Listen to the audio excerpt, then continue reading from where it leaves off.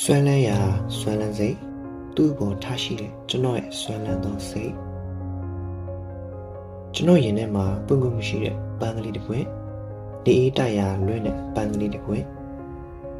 ကျွန်တော်ရှိရာအရက်ကိုမျက်နှာမမူတဲ့ပန်းကလေးတစ်ပွင့်ကျွန်တော်စိတ်ခံစားချက်ပေါ်စိုးမိုးနိုင်ချက်ကတော့စိုက်ကူများရနေသလားလို့ထင်ရလောက်ကိုတန်တရားဝင်မိပါလေဆွဲလန်းစိတ်ဆိုတာကိုတိုင်းကလက်ခံမှရတာတဲ့ကဲဒီလောက်ဆိုညီမလေးကျွန်တော်ဆွဲလန်းစိတ်တနေရာထဲမှာရှိနေပြီဆိုတာသိလောက်ပြီထင်ပါတယ်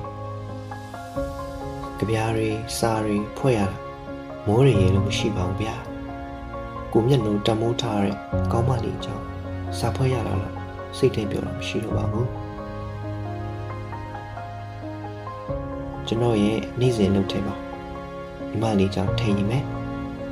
ဆိုင်စားကိုရေးခိုင်းရင်တအုပ်တစ်မျက်နှာလောက်ရေးလိုက်မယ်ဖုန်းလမ်းလေးနဲ့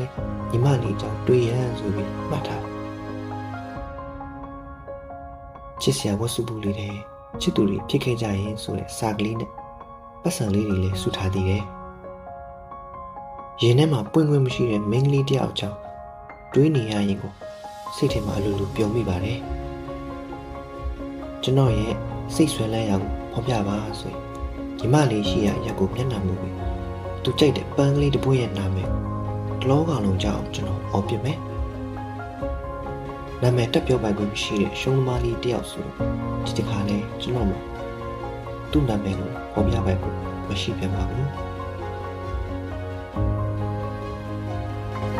ဒီနေ့တစ်ခါမှတော့အခွင့်အခါကြုံရင်ကျွန်တော်ချစ်သူပါဆိုပြီးလူများရှိမှနာမည်လေးတစ်ခုဟောကြားချင်မိပါသေးတယ်